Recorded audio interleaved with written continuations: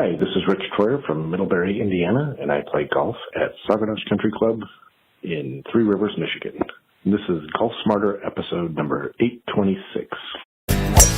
My personal history with John Madden as his recording engineer from 1982 to 1986. This is Golf Smarter, sharing stories, tips, and insights from great golf minds to help you lower your score and raise your golf IQ. Here's your host, Fred Greene. I'm so happy I get to say this. It's been too long. Welcome back to the Golf Smarter Podcast, Matty B. Fate tried to keep us apart, Fred, but it never can. Not for too long, anyway. Well, man, it has been way too long since we've had you on the show. Initially the plan was to have you on episode 800, but it worked out really well that we had Jim Waldron on because we really focused on golf. But I told a lot of stories about myself and stuff that I've never shared before. And that was actually quite liberating to do that. To say, because there were a lot of things I've never talked about myself, but then I just went ahead and did it. And now I'm like, oh, I can just talk about those again. So I'm good about that. That's great. How have you been, bud? I've been great. I'm missing talking all things golf with you and your audience. It was quite a summer. I was gone all summer, which is why I couldn't really get on with you. I was traveling on the road, filming a new show. Still doing Oak Island. Right? Yeah, The Curse of Oak Island. So I still host Drilling Down, which is the companion show that goes along with Oak Island. It's like the extra content specials. I do about 12 or 13 of those per season. And now, last season, we started a new spin-off show called Beyond Oak Island, which really I shift from kind of host to investigator and field adventurer, investigating other treasure mysteries around the world. And I got a second season on that. So this past summer, I was out all around this beautiful country of ours, filming season 2 of Beyond Oak Island. And how long have you guys been on Oak Island? So digging it up? Yeah. So they've been there. The show is in its 9th season. And they still haven't found anything. Well, that's the frustrating thing. They've found thousands of things, but they haven't found the one thing, like the mother lode of treasure. Like they haven't pulled up a thing of gold and silver. But what they have found has proven beyond any really rational doubt that something did happen on Oak Island of great significance, that somebody was digging deep underground trying to hide something. And we still don't know what, and we still don't know why, and we still don't know who. But I think this team, I don't even think it. I think it's undebatable that this team has proven that somebody did something, and that was up for a debate. The whole first 5 seasons of the show was, is this a wild goose chase? Yes, we're finding little pieces of evidence, but now there's no doubt. I mean, the structures they've found underground, the finds they have made, and then this past season, they found scientific proof for the first time, traces of gold and silver in the water. So we know that there's precious metal underground in Oak Island. How much can they get it? That is still to be determined. So it's really exciting. Do they want to find it, or because that would end the show? What happens if they we found it? Oh my God. And that's it. Goodbye, folks. Well, I think I would beg to differ. I know for me and my producers, we could get at least another season about what happens to the team that finds the greatest treasure, that solves the greatest treasure mystery of all time.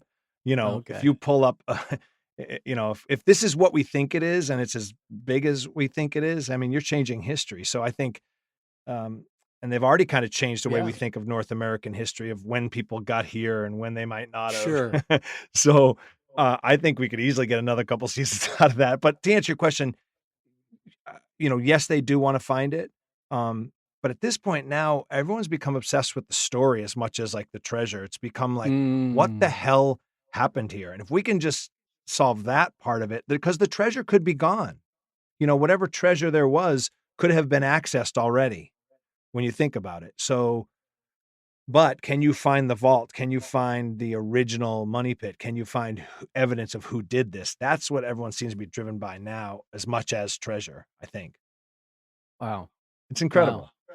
It's incredible. And so you're still doing the show. Congratulations. And Thanks. I hope it goes on for many more years for you. Thank you, brother. But you're not doing stand-up anymore? You're not are you doing commercials? What do you? Not so much. All that kind of, like when we met, I was doing that stuff. I was doing all that NBC stuff. Sports and you were yeah, doing a that lot was of like my sports living. stuff. Yep, hosting, acting, commercials, film, television shows, day parts, bit parts here and there, voiceovers.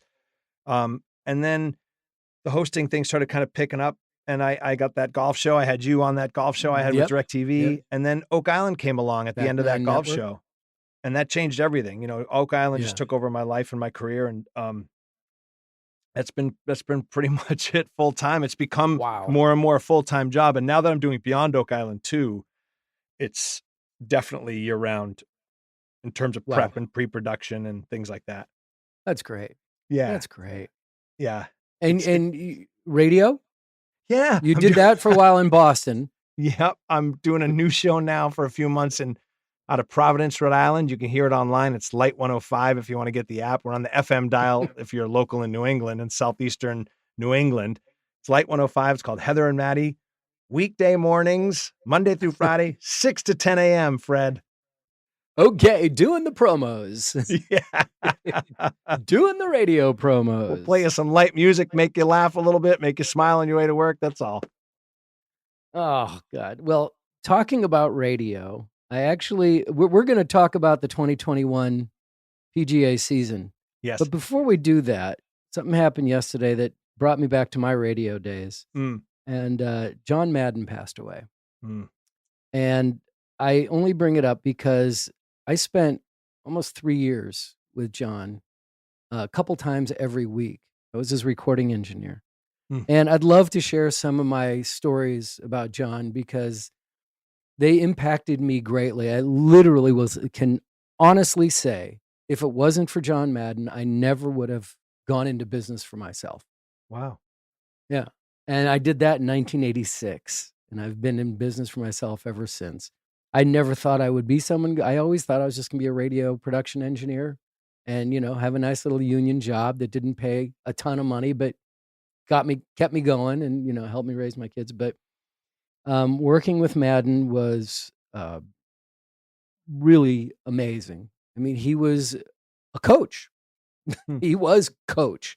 And that's what he's referred to. And everything I've been reading about him in the last 24 hours, he's referred to as coach. And that's what he had me call him as well. Wow.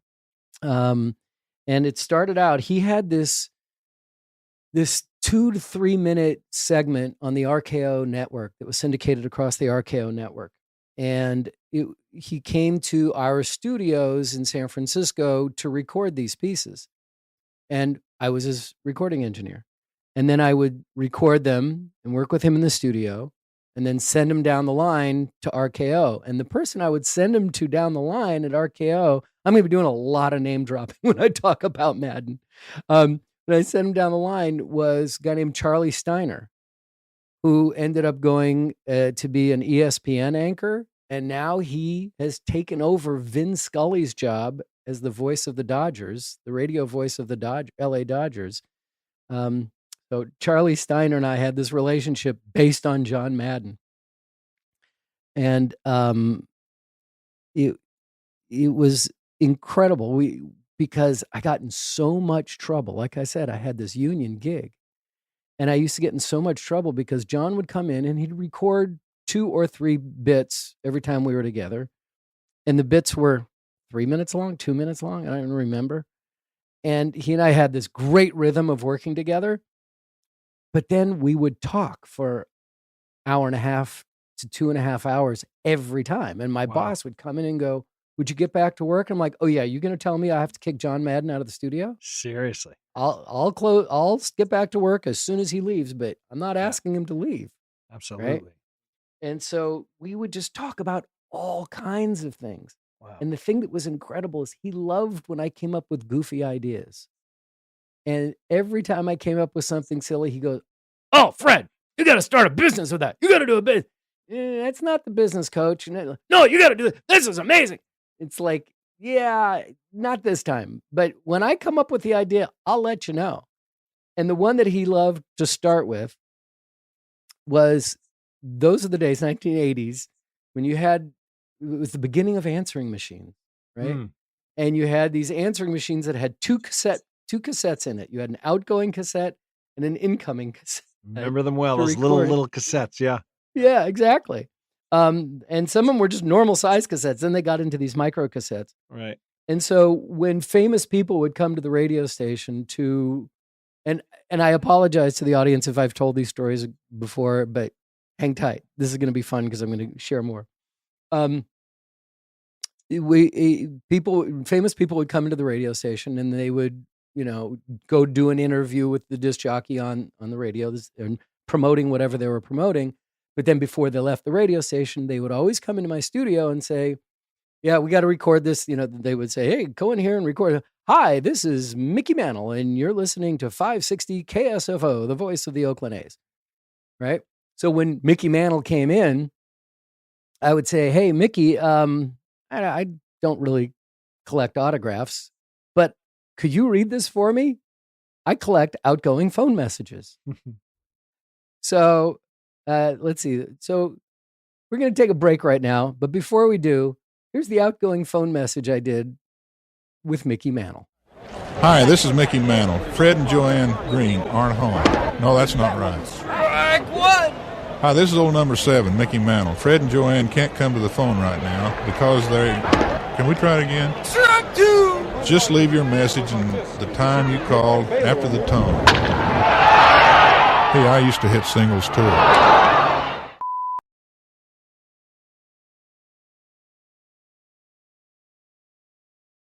This is John Madden. Fred and Joanne are at a Pac-Man machine somewhere. Danny just made a mess out of his diaper and Ziggy's stuck under my shoe. So unless you can get over here immediately to help me out, just leave your message and the time you called. Help! And what you just heard was one of the phone messages that I did with John Madden. He did a whole bunch of them for me, and I've saved some of them. We had a new baby at home, and that's what we did. And then, like, I had Mickey Mantle, I did Wally and the Beaver, except I recorded them a couple of years apart, and I put them in a message. And my favorite one to this day is when we had the Fifth Dimension come into the station, and I rewrote the words to Age of Aquarius. Oh. And they, okay. So I'm going to play it right now. Here's got to play it. Here's the Fifth Dimension and the outgoing message that they made for my wife and I. Okay, 1, 2, 3. Hi, we're the Fifth Dimension. This is the phone machine of Fred and Joanne Greene. Fred and Joanne Greene. Just leave your name. Here comes the beep. Beep, beep. All right, so yeah, Fifth Dimension, Age of Aquarius, phone machine of Fred and Joanne Greene. That was incredible. Amazing. That is so much better than an autograph too. You're right. Yeah, well, unfortunately they're dated. I couldn't keep them forever. But John was always up for things, and he thought, "Oh, you've got to make a business out of making these phone messages." I'm like, the only problem with that, Coach, is that how do I grow that? How do because everything's got to be individualized, so you can't really. It's not sustainable, nor does it scale very well. Well, fast forward 35 years later, have you ever heard of Cameo.com? I'm on it. You're on? You have people paying you to do greetings on video. I did 3 tonight before I did this. You're kidding. Nope. Because of Oak Island fans. What do you? I gotta ask. What do they pay you to do? I'm nice and cheap. I think I charge $25. Amazing. So people who do, explain what it is for if people haven't heard of Cameo, because it's a brilliant idea, and it was my idea 35 years ago. I just didn't ever figure out how to do it on the web. You were the precursor to Cameo. So basically, it's fans of which celebrity or show you're into, whatever, will leave personalized messages for a loved one. So if I wanted a message, if my father was a fan of Fred Greene and his podcast, and Fred, you were on Cameo. Oh man, you just hurt my feelings. If in some fantasy world, I would message Fred through the Cameo app, say, "Hey, my name's Matty. Please send a message to my father saying thanks for listening to Golf Smarter. Wish him well in his golf season. He's got a big match coming up," and say it's from Love His Son Matty. And then Fred would record into his phone, into the app, and say, "Hey, Ron, I heard you had a big match coming. Thanks for watching." And it's personalized messages. Yeah, you're right. So you had the idea. And it's so crazy because now every person in the world has a little video camera that they can record these. It takes them 30 seconds to do it. All they need is the notes. And then they can sit there for an hour and some people can make thousands and thousands of dollars in an hour just by recording these brief little messages. Mm-hmm. It's brilliant. It's incredible. And it's like, oh, why didn't I come up with that idea? And I never connected until I heard a Cameo and went, oh my God, they did it. You know, Fred, somebody else ripped you off before that. What's that? Do you remember there was like silly outgoing messages, cassette tapes back in the day? But they weren't personalized. Right. They were just goofy. Right. It was like, hey, and there's silly songs and things like that. Yeah. Right. Exactly. Yeah. So that was something, figuring out how to scale those things.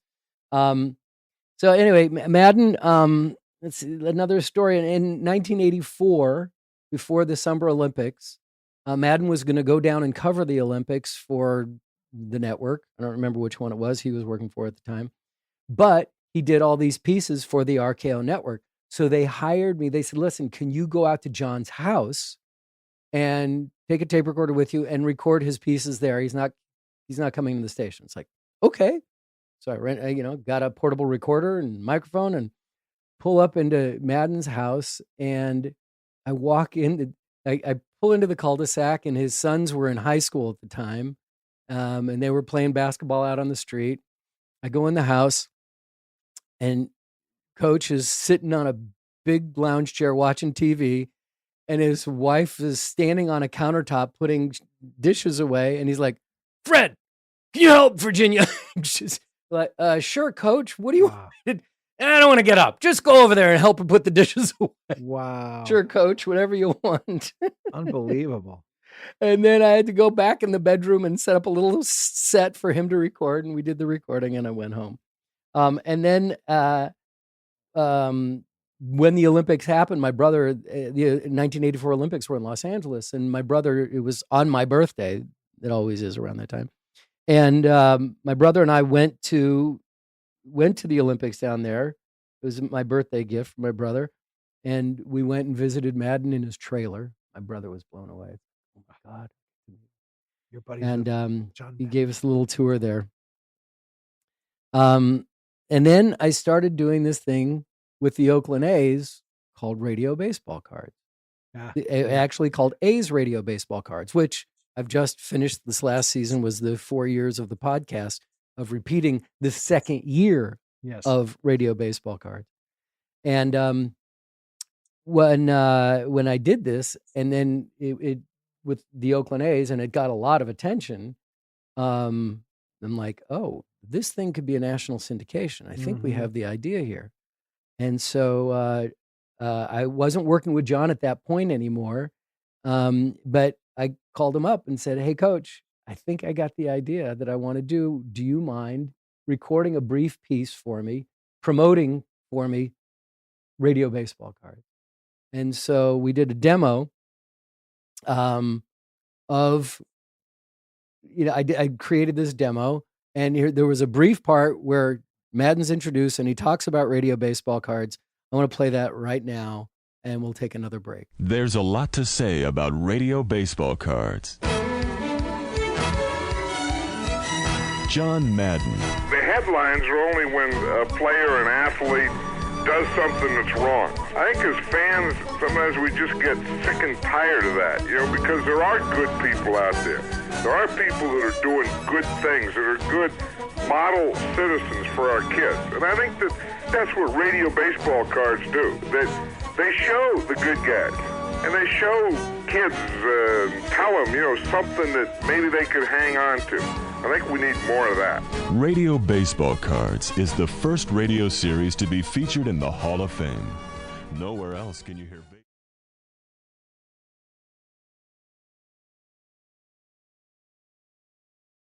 All right, we're back, and I'm still, boy,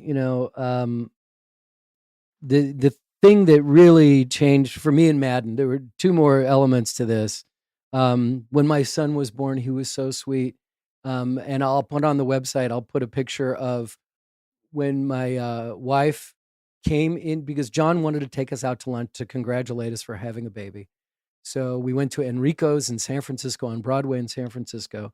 And when Joanne brought our son into the station, I have a photo, and I'll put it on the website, a photo of John holding Danny when he was like I think he was 3 months old at the time. Wow. And John's hand is like completely enveloping this little baby.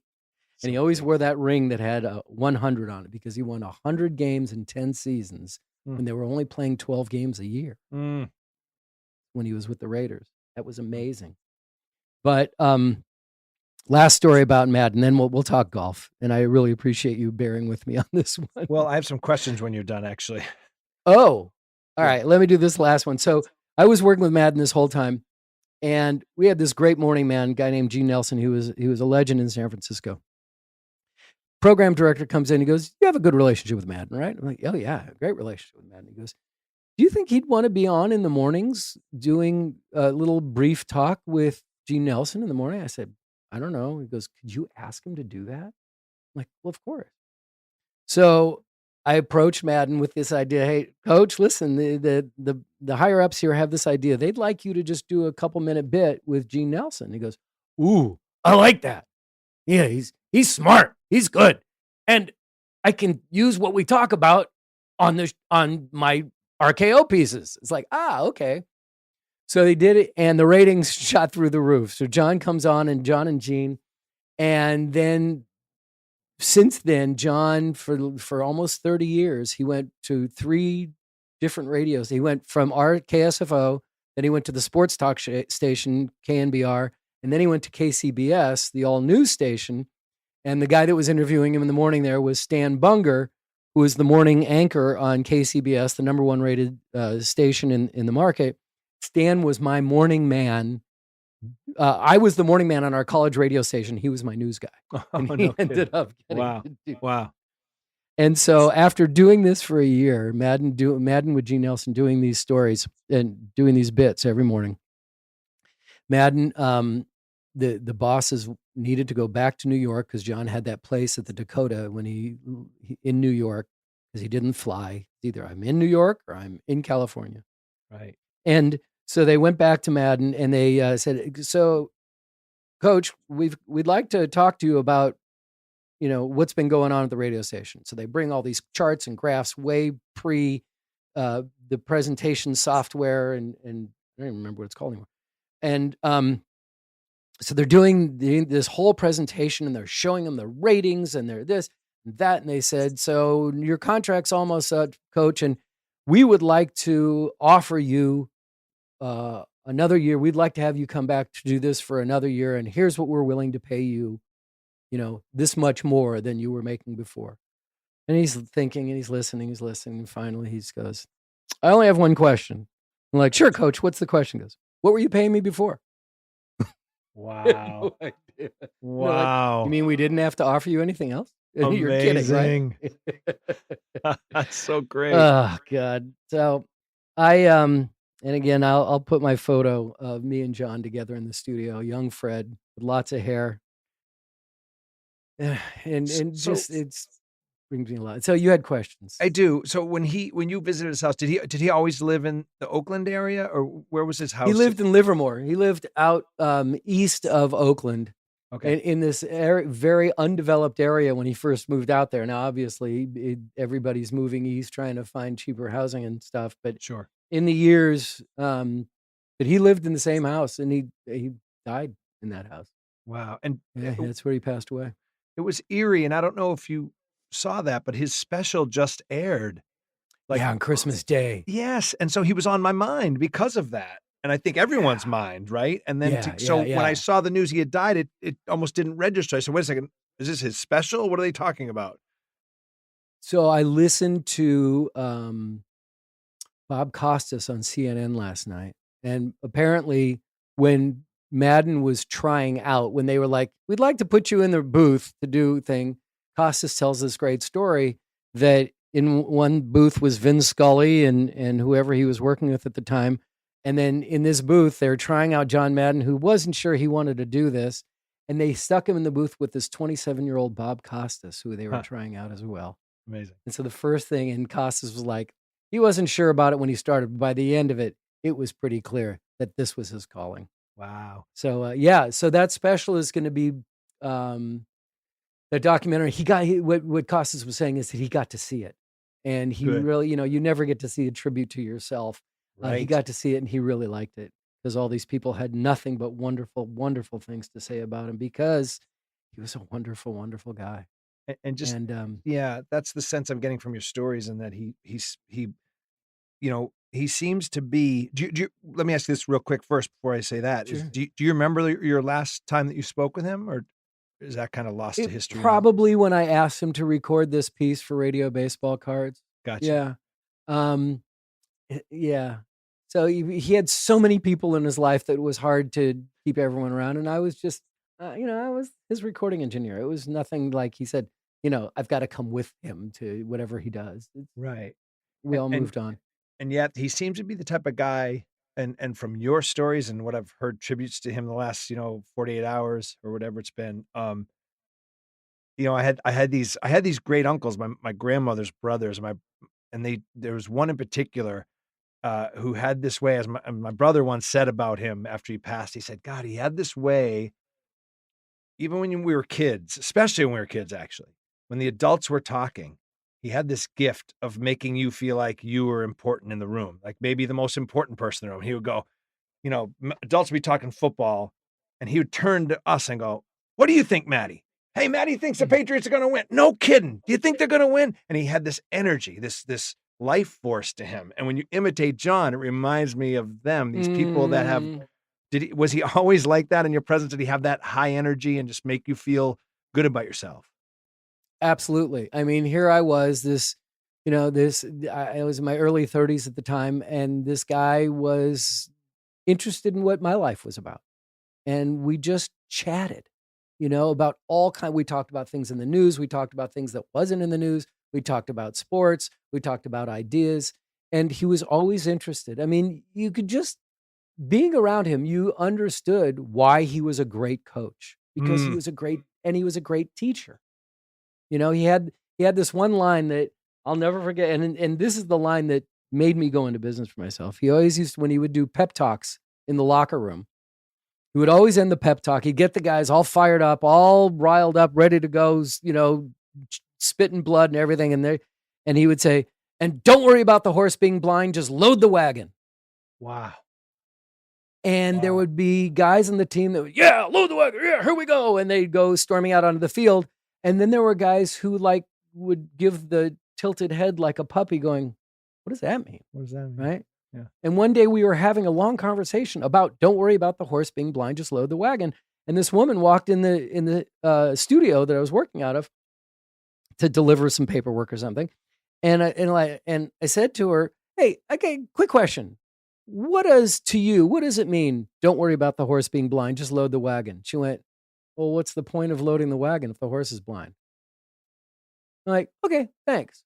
She walked out. I looked at Madden and he went, see, some people just don't get it. Those are not people. Those are the people you don't want leading your organization. Wow. His whole thing was, hey, if you have to drag the horse, drag the horse. That's it. But don't lose sight of your goal and just go for it. Just do. Right. Yeah. There's always going to be things that get in the way. There's always going to be doubters. There's always going to be haters. But as long as you're focused on what your goal is here, don't worry about those details. Work around them.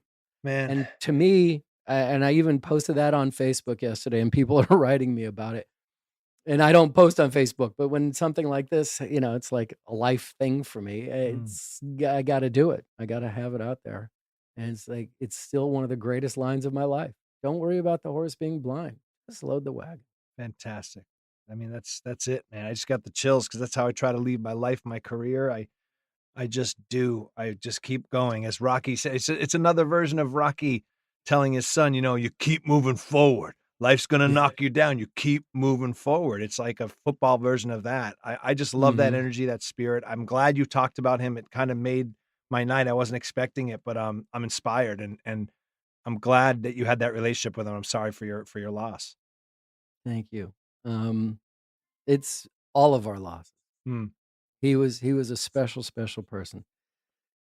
All right, let's talk golf right after this.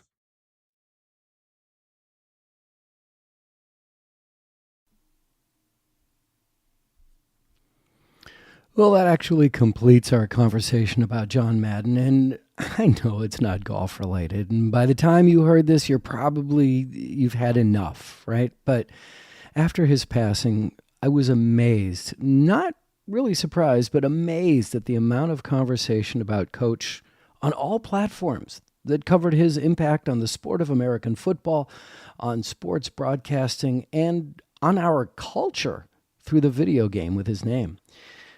I couldn't help but read, watch, and even listen to everything I could that paid tribute to John, but all the conversation was second or third hand.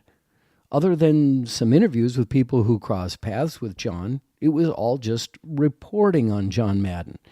There was even one segment on ESPN where the anchor talked about John's impact on San Francisco radio that lasted 3 decades, during a period when he was a nationally recognized broadcast superstar.